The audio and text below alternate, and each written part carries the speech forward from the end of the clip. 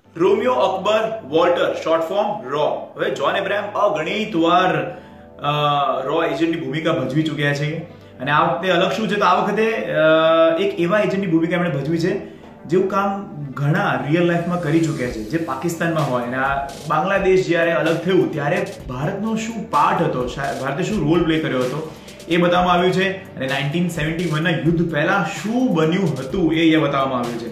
તો સલ્યુટ છે બધા એ ઇન્ડિયાના જવાનોને જે પૈસાની ઘેલછા વગર, નામ વગર, ફેમિલીને ત્યજીને પાકિસ્તાન ઘણા એજન્ટ્સ આપણા સેટલ પણ થઈ ગયેલા, એમની આર્મીમાં પણ સામેલ થઈ ગયેલા, પણ ઇન્ડિયા માટે કામ કરતા હતા. એવું જ કે કેરેક્ટર જોન એબ્રાહમનું છે. મેં તમને સ્ટોરી નથી કીધી, પણ સ્ટોરી બહુ સરસ છે. ટ્રીટમેન્ટ મૂવીની સ્લો છે, સિનેમેટોગ્રાફી બહુ સરસ છે, ક્લોઝઅપ્સ બહુ બધા લેવામાં આવ્યા છે, એટલે ફિલ્મને સુંદર બનાવવાનો બહુ પ્રયત્ન કરવામાં આવ્યો છે.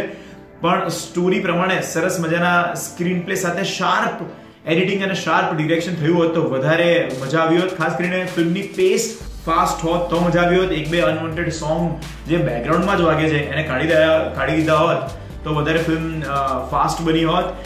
જોન એબ્રાહમ સિવાય જો આ ફિલ્મમાં કોઈનું કામ મને ગમ્યું હોય ને, જોન એબ્રાહમ તો પછી છે, પણ સૌથી વધારે કોઈનું કામ ગમ્યું હોય તો આપણા બીડું જેકી શ્રોફ, જેકી દાદાનું જે કામ છે, એમને આવા કેરેક્ટર સખત શૂટ કરે છે અને એમની જે પર્સનાલિટી પડે છે યાર જોરદાર. તમે ટાઈગરને ભૂલી જાઓ.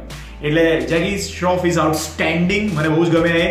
John is okay, he is good, કારણ કે બહુ ડાયલોગ નથી બોલવાના આયા અને મોની રોયનું કોઈ ખાસ કામ નથી. આજુબાજુના કેરેક્ટર્સ સાવ સપોર્ટિંગ કેરેક્ટર્સ છે, પણ હા ફિલ્મ ઘણી સ્માર્ટ અને પેસવાળી બની શકી હોત. 5 માંથી 3.5 સ્ટાર્સ મને ગમે છે. હું આવી આટલી સ્લો બેર કરી શકું છું કારણ કે સિનેમેટોગ્રાફી બહુ સુંદર હતી, પણ કદાચ લોકોને સ્લો લાગશે.